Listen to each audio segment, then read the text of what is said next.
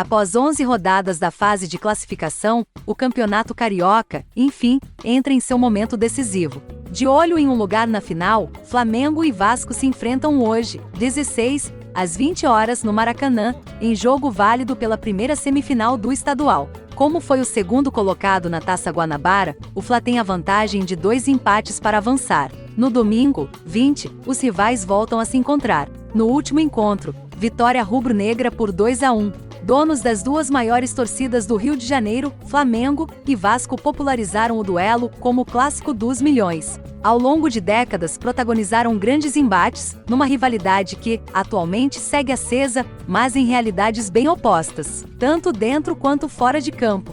Hoje, 16, às 20 horas de Brasília, pelo jogo de ida das semifinais do Campeonato Carioca, no Maracanã. As equipes se enfrentam novamente opondo suas diferenças. Enquanto o mandante Vasco ainda está em processo de formação de elenco visando a disputa de mais uma edição da Série B, o Flamengo segue apontado como um dos times mais fortes do país, considerado um dos favoritos em todas as competições que atuará. A rivalidade centenária com o Vasco segue acesa na Gávea, mas é fato que a ausência do adversário nas grandes competições pulverizou um pouco as atenções.